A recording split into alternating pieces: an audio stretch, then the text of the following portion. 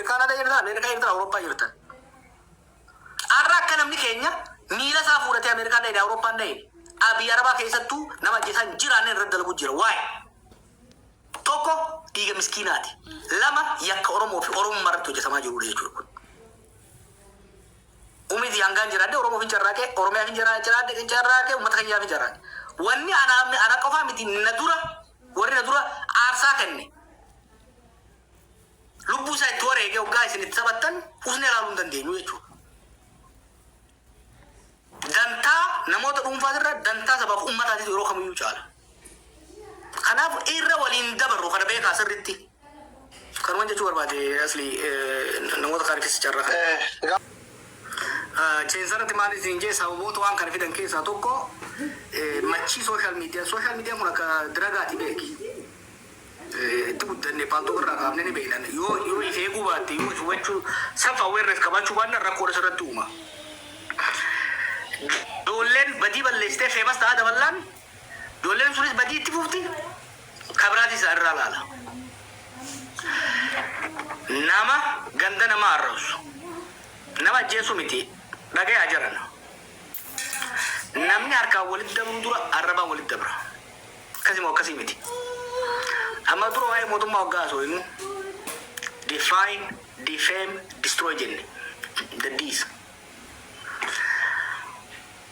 Gosa takka naannoo takka fokkisanii xiqqeessanii arrabsanii akka diinaa isin dhiyeessuu ni danda'a garuu uummata duratti godhuu barbaadu malee saayinsii isa duuba jiru namni tokko kiristaana keessa taa'ee yoo waaqeffataa tokko musliima tuqe warra kiristaana tuuf keessa baasu akkasuma akkasii miti.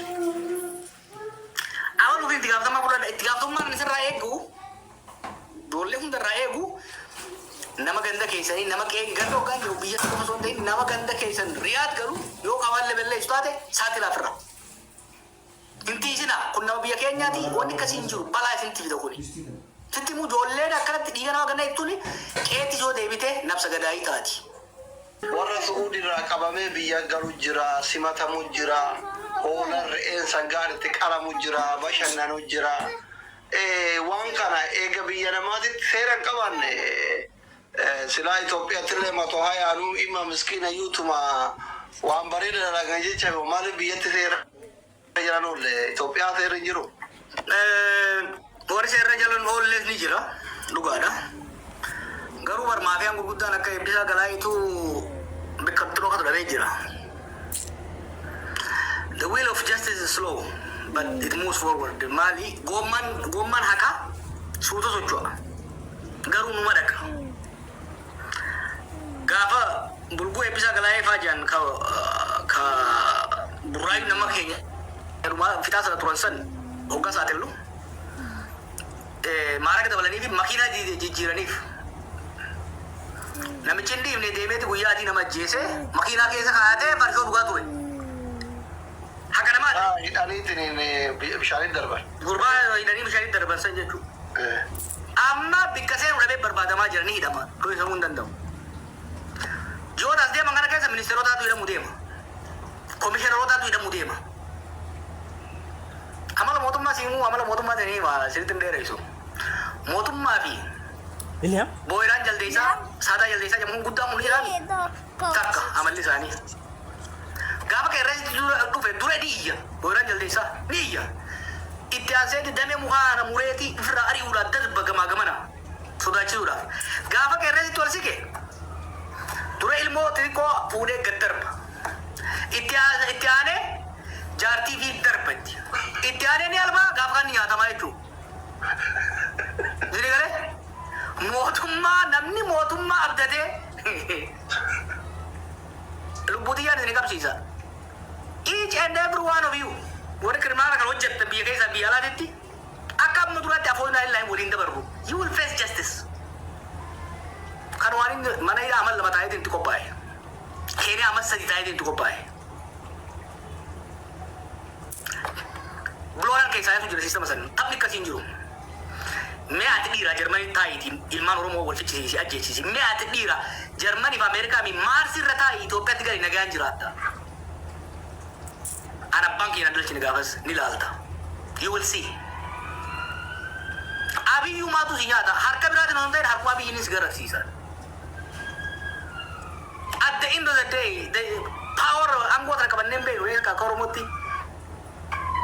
Power is about self-preservation. Miskiina kuuliidhaan biyya alaa jiraatu kana dhiisiitti ministeera fuudheesti hidhasii darba gaafa itti hammaatte if baraaruudhaaf sirnaatu akkas dalaga. Sirni wayyaanee akkam ta'e yaadattani Muktaar Kadiirfaa Asteerfaa kaakaa godhee buusee jalarraa dabalee yaadattani Muktaar jira saawudii isin bira warra uummata akka uummata jechaa turani hoggaa fincilli uummata qabsoon uummata hoggaa itti hammaatu kaadree gadiitirra haaromsa xilqi gimgamaa xilqi taasisa osoo jaan osoo xallakan duubarra Hayilamaaraan fuudhanii uukannan akkam akkasii yoo seenaa yar ama saddeet dura. So kana beekaati warri yakka kan hojjettan kana beekaa akka feeti biyya ta'uu galte arra dhaqee re'ee qaluu fi danda'an boru re'ee ittisa wajjin isa hidhuu ta'anii isin jechuun deekaa kurkureessan itti dabalannee afinnu warra waraqaan qabne biyya sanii warra waraqaa qabu eeyyama isaaniitiin ala birrii takka biyya ergachuu hin danda'an joora haadha ofii gargaaruu hin danda'an. Kan nama saamu miti birrii nama saaman kana ka biyyaaf jara ka dalagaa geessu jara ka dalagarraa fiduuf jara ka isaan dalagaa geessu jara ka dalagarraa bakka boqonnaa geessu jara si galeemi ka huura jirullee huuratti itti dhaqanii irraa fuudhan jo'an arraatitti tumee birrii buusisiise yookiin waliif guuranii itti erganii diyaaqoon ammaan jiran kun yoo doolaara itti erge Pura keessa dhaqu birriin baankiin magaalaa jira hin beekne. Namni baankii dhaqeetti ni tokkoof lama warra keessattuu warra hawaalaa dalagu investigeet godhu irratti hundi isii karaa seeraan alaa birrii galchiti. Mootummaan Suudii yoo qaban dhiisu kan Itoophiyaa yoo qaban maa hin barbaada waraana ittiin hidhachiisaa marakkoo keessa jira. Achumaanuu abiyyillee gargaartaa soddaa kiyya. Birrii hin barbaada amma soddaan. Jara miliyoonaan sochoosu kana birrii miskiina irraa guuree kamoot ka Suudi illee hindi Suriyaa lakkuma shanii ol keessatti qabachuu wanjala Suudii keessatti yakka guddaadha jechuun. Abiyyi immoo waan akkanaa argannaa warra Dubaay waan godhaa jiru amma warra Dubaay waan nyaatee bulu qabu waan kiraa manaa kafalatu qabu. Warra miliyoonaa olii akka jiru akkaawunti isaanii socho'u jechuudha. Duriyyeen Dubaay guutuu rakkoo hamaa keessa jirti yoo amma yoo guyyaa balaadha. Amma dura dubbadheetiin jira. Diinagdeen Itoophiyaa diinagdeen Oromiyaadha. Ummata san tillisuu hin danda'u. Biyyi suni qabeenya lama qabdi. Qabeenya uumamaa. Dachi bishaan isii gara tokkotti ofirratti kun ilma namaati. Ummata miliyoona 130 akka Itoophiyaatti akka Oromootti meeqa 50-60 hin beekne. Diinagdee biyya isaanii miliyoona 30 deeggaruu hin danda'u.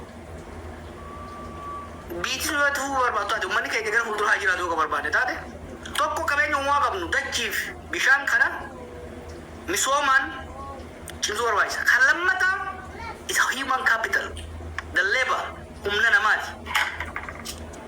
Ijoollee lafaa dhuftu tana barsiifnee, leenjifnee, ogummaa teeknikaa barbaachisaa ekspoortii godhuu qabna ilma namaa. Eessatti ekspoortii godha beektu?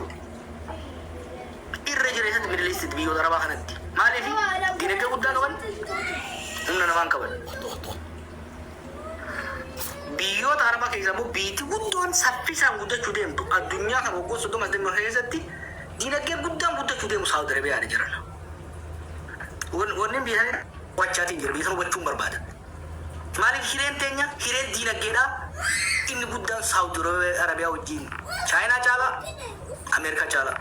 Maaliif diinagdee bal'aadha biyyoota arabaa keessaa ummataanis bal'aan isa. Wanni nan barbaadu maal beektanii yeroo tiyya amma asitti balagee wal ajjeeftuu fi wal tumtuurratti osoo hin ta'in waggaa 10 irraa waggaa 5 irraa 10 irraa narsiidha moo injiinara moo amma gabara ekspoortii godhaa jirra.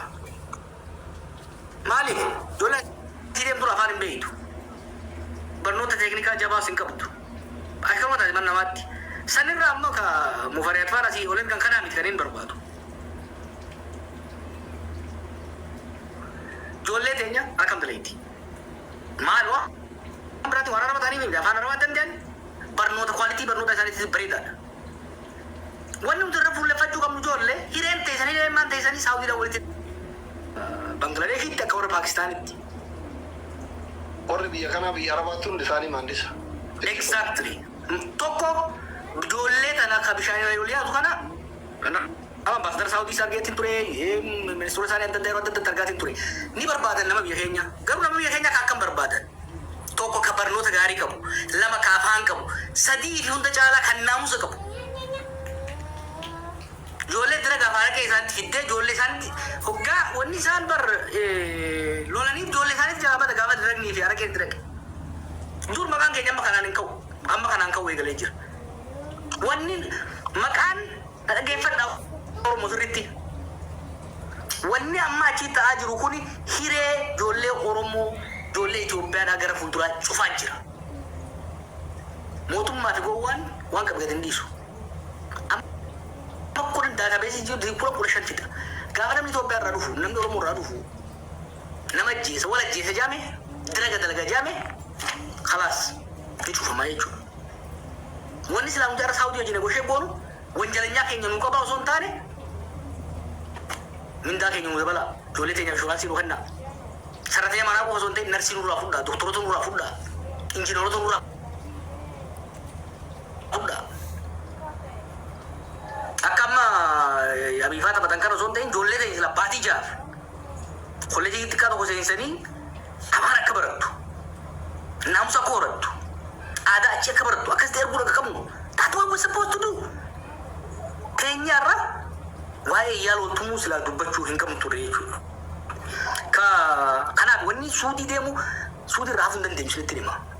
Diinagdeen teenya fi hireen teenya biyyoota Arabaatiin Suudii, Qatar, Emirates, Kuwait wanni silaa osoo mootummaa qabaanne duriyyee barra duriyyee warri warra jirtus duriyyee Suudii irra walitti kanaan addaa miti. Osoo namni sirnaa jiraate arra negotiation nuti Kuwait wajjin qabnu, Joordan wajjin qabaachuu qabnu akkaataa nama hangana amatan nurraa fudhadhaa. Minda mo, ini beda Suudi keessatti Itoophiyaan minda gatii argatte nama hunda gadda. Sani kana goshee godhamu qabu. Mootummaan jimlaan hin ka'e nusin teema. Eembasii keessa eenyu waan kana dalagu deemu irra geenya. Community keessa Saawudii xiqqoo tana dhiisaati Itoophiyaa guddoo Saawudii keessa namni keenya hajiru yoo akka muddate miliyoona tokko lama. Miliyoon 120 keessa maafiyaa 120 guurree gayyaafne jira. Saawudittis namni embasii taa'ee waan kan dalagu jiraannan gaffuules saatilla itti gaafatama. Taphni akkanaan jiru. Hunda baala walirratti jumlaan deemuu hin barbaadu. Garuu amma nama Saawudii tokko dubbisaan ture har'a. Embasiin Itoophiyaadha. Gaafa tokko waa'ee ijoollee ajjeefamuu kana akka ishuutti itti kaasee hin beeku. Ambaasaddarri Saawudii jiru bar bakka bu'aa keessan hojjetaa lammiilee Itoophiyaadhaa biisan jiraniiti. Hojiin isaa nageenya keessan dantaa keessan tiisuru waan biraan qabuuf bitkasanii hariiroo akka mootummaatti mootummaa lamaan fidu hunda caalaa garuu hariiroon ofii Saawudiin qabu lama jarana. Tokko daldala buna itti erganna midhaan itti erganna. Hojiin ambaasadara daldala san faasileetu jechuudha. Hunda caalaa moo Saawudii irraa argannu nama ekspoort itti goona. Nageenya mirga dantaa lammiilee sanii kabachiisuun hojii ambaasadaraati. Gaafa tokko gaana jedhamu gaafa dura achi dhaqee gurbaan achi dhaqee afaan Arabaan beeku. Maal godhaan jee ambaasaddarri afaan Arabaan beekne maal godha biyya Arabaati. Ambaasadara jechuun bar dubbii himaa keeti kominikeeshin ofiisara keeti biyya saniif.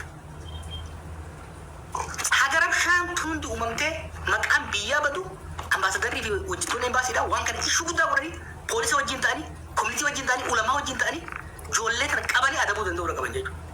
Kanan goone. Ammas godhuu danda'uu qaban. Kun waa'ee siyaasatii miti, waa'ee paartii lamaatii miti. Akka lammummaatti waan godhamuu qabu jechuudha. Warra ammas irra deebi'e warra keessa jijjiirtan kan dandaatiin waan dalagaa hirmaataa akka turtan fakkeenyaaf warra haasoitan keessaa hoggaa namni ajjeefamu gastii irra warra turtanii jira amma ijoolleen keessaa naa dhufaa jira. Tatarteef afaan lallaa'i amma booda hin dhiibu. Kanuma wal qabatee waan ammaas ni kaasee ta'an gad jabeessa. Rakkoon bakka dhufu haaftu barbaaddu. Dubbiin kana jaarsummaadhaan maaliin du'aayiidhaan miti kana. Baalagee soorsi. Kan soorsi jechuun uummata gadi facaafna. Amma booda namni asli jedhamu tokko yoo wanjala hojjete. Ameerikaanis Trump ni gammada badhaasa kenna nama akkanaati yoo jennee warra akkana hojjetu. Kanarratti dhiifama walii godhuun hin jiraatu. Qaamseen dhumaan kennu odeeffannoo naa ergaa walii erga garee tokko ni ijaarama. Asirratti labsinu booda akka wanni hin goone garee